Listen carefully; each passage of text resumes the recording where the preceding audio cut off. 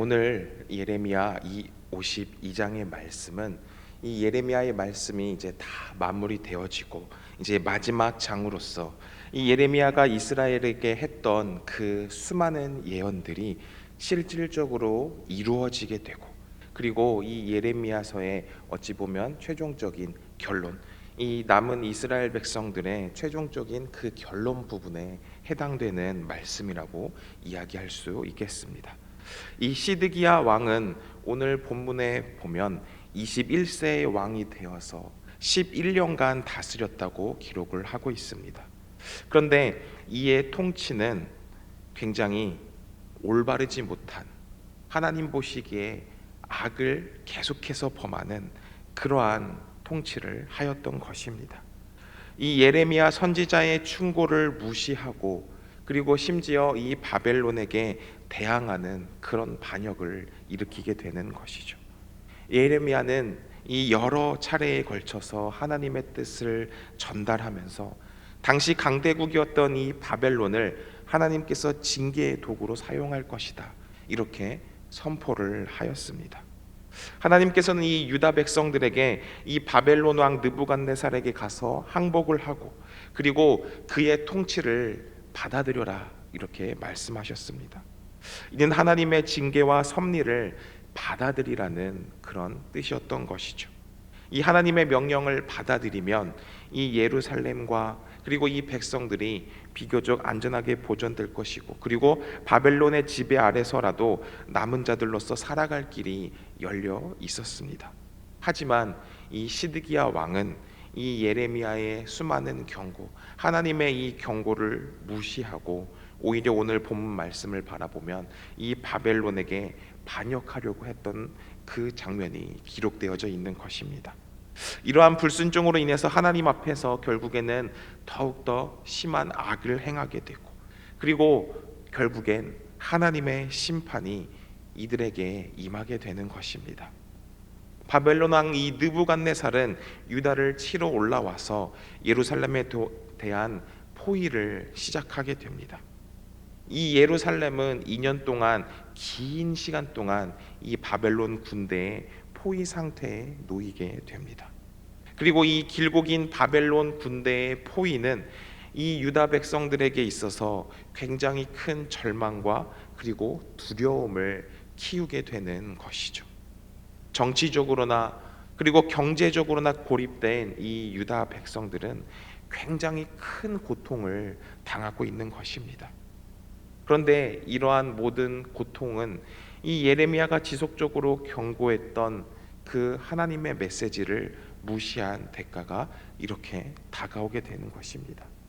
오늘 본문 6절의 말씀을 보면 시드기야가 11년 넷째 달 9일에 이르러 예루살렘 성 안의 식량이 전부 다 떨어졌다, 이렇게 오늘 말씀에는 기록을 하고 있습니다.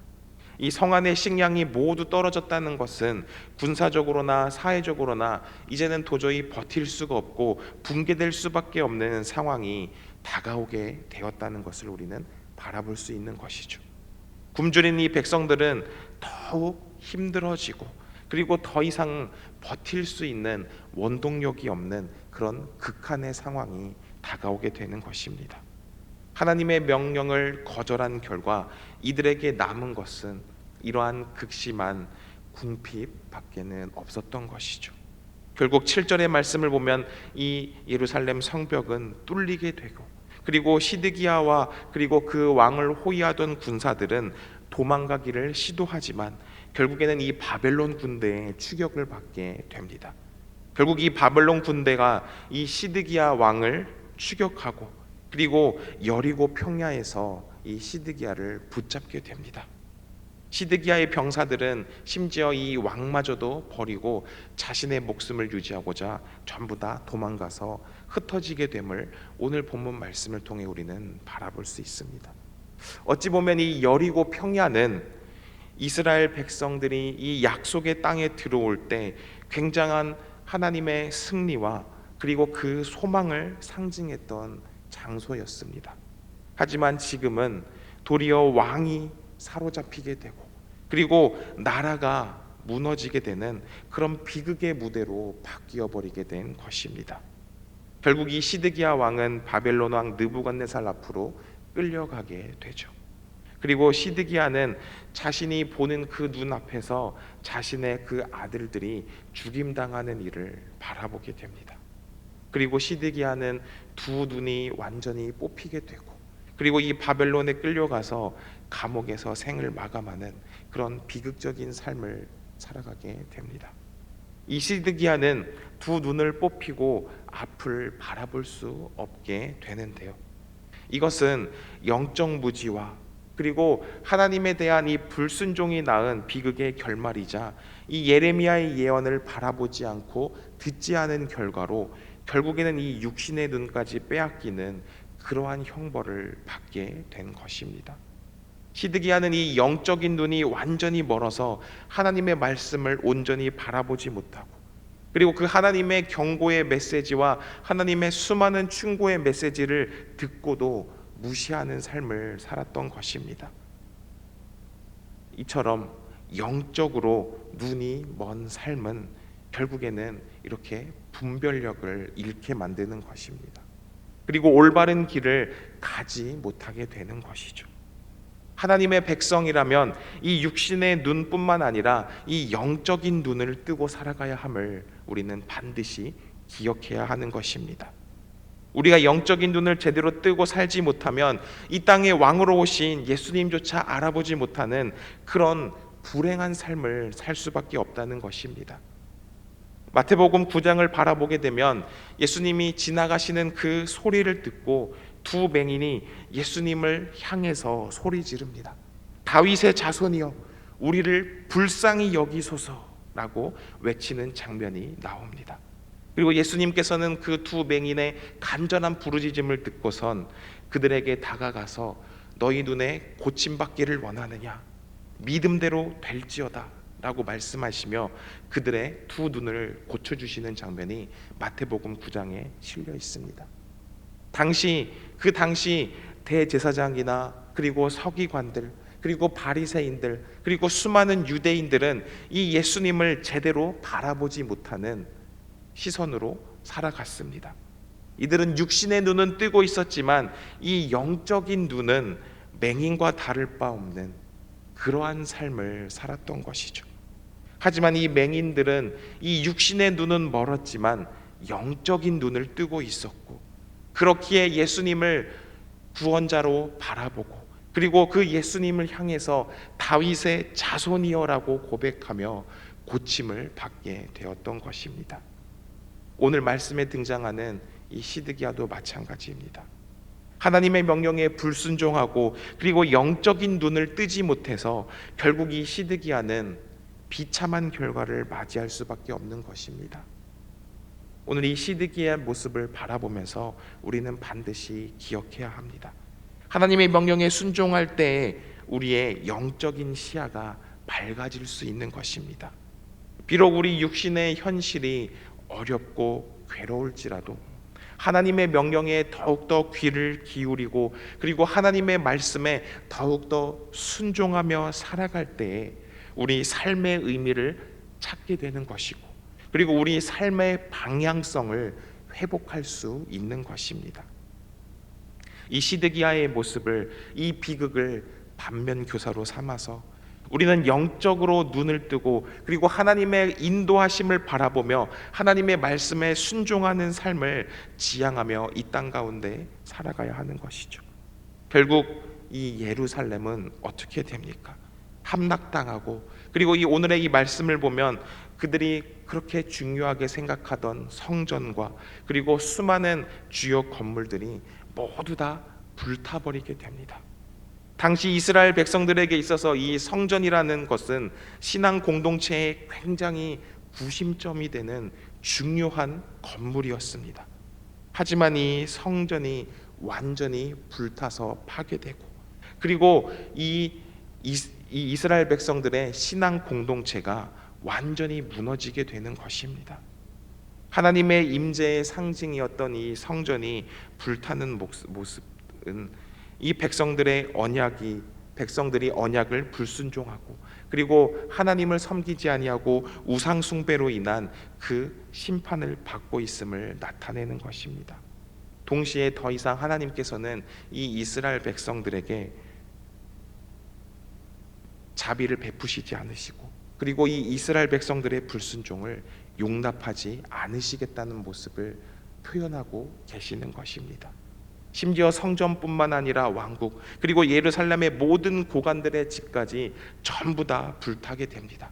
이는 경제적, 정치적 그리고 종교적 중심이 모두 다 무너져 버리는 그런 총체적인 그러한 파멸을 보여주게 되는 것이죠. 왕권과 신앙 그리고 정치, 사회적 구조가 모두 다 붕괴한다는 것은 이 유다 백성들이 이스라엘 백성들이 의지하던 그런 모든 외적인 기반들이 전부 다 허물어졌다는 것입니다.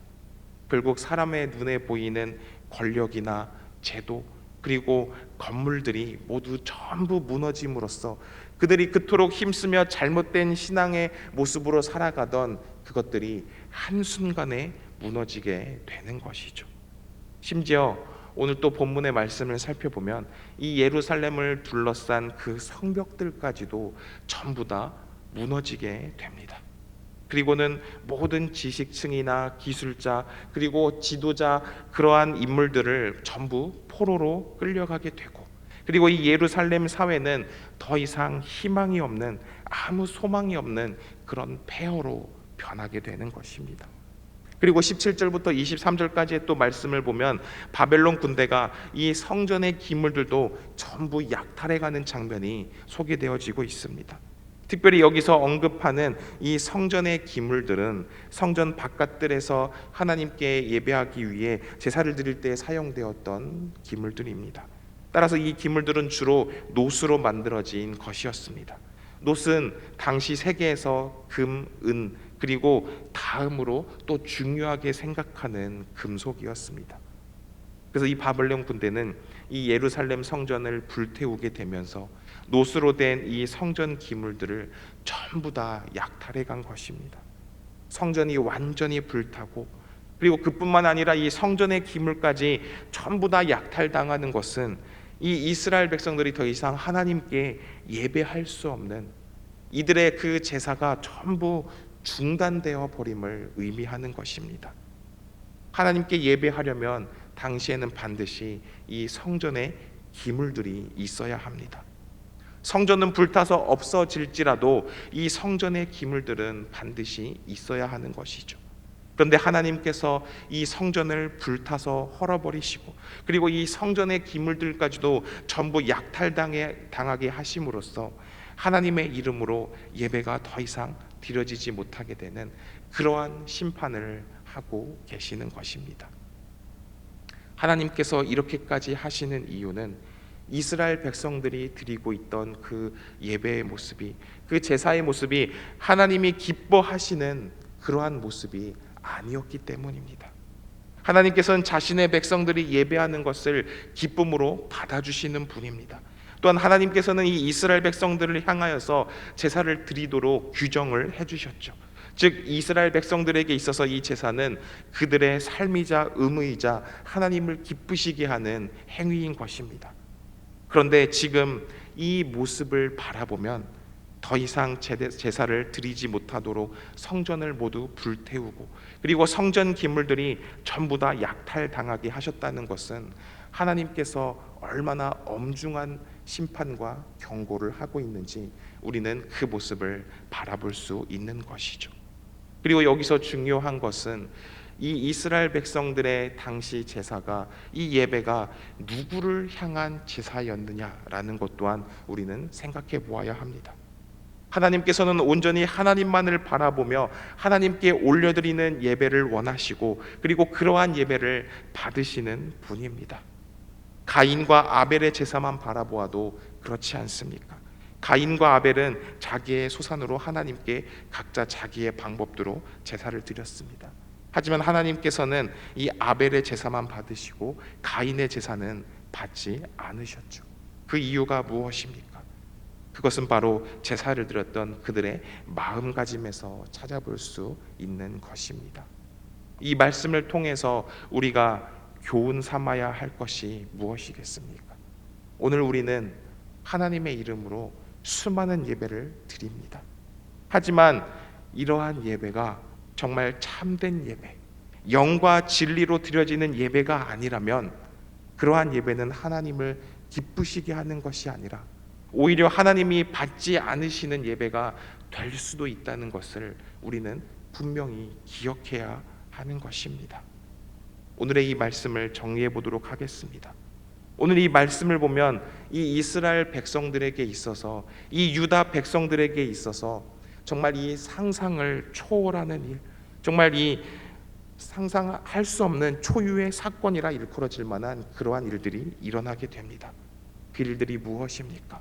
성전이 완전히 불타서 없어지고, 그리고 그 안에 있던 성전의 기물들까지도 하나도 남김없이 전부 다 이 바벨론 군대에 의해 탈취를 당한 것입니다.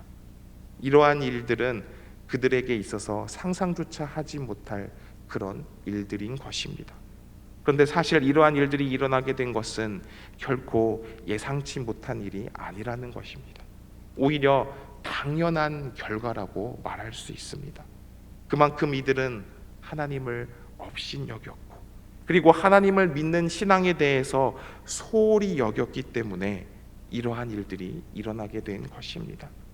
더 이상 성전에 하나님이 존재하지 않고 그 성전 안에 온갖 우상들이 가득하고, 그리고 성전의 기물이 하나님께 예배하는 도구로 사용되는 것이 아니라 그 우상을 숭배하는 그러한 용도로 사용이 되어지고, 그 성전 안에서 온갖 부정한 모습을 일삼았던 이 유다 백성들에게 있어서 이러한 하나님의 심판은 어찌 보면 당연한 심판이었던 것입니다.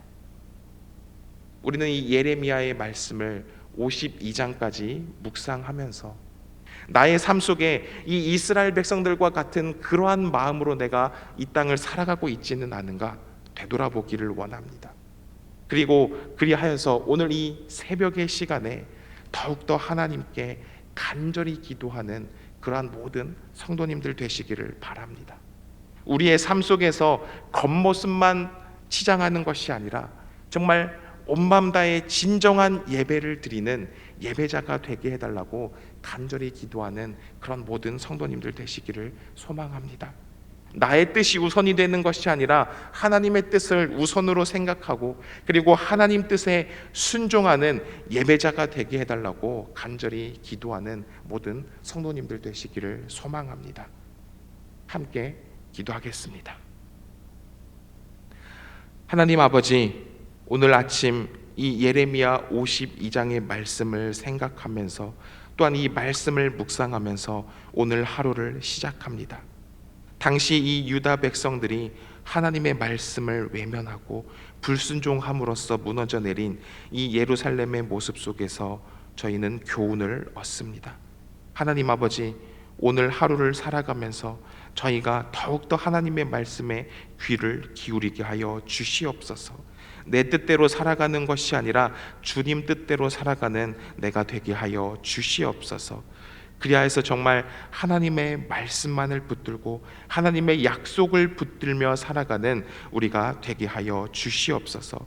또한 오늘 하루 우리가 마주하는 수많은 일들 가운데 진정한 예배자의 마음으로 주님을 바라보게 하시고, 혹시나 실패나 약함 속에 놓일지라도 포기하지 않고 주님의 은혜로 새롭게 시작하게 하여 주시옵소서. 예레미야 시대에 남겨두신 이 가난한 백성처럼 저희도 작은 믿음이라도 붙잡고 남은 자로서 주님 앞에 서기를 원합니다. 하나님께서 인도하여 주시옵시고 하나님께서 우리의 삶을 이끌어 주시옵소서. 이 하루를 주님께 맡기오니 우리를 인도하시고 그리고 날마다 우리에게 사랑을 베풀어 주시는 예수 그리스도의 이름으로 기도를 드립니다. 아멘.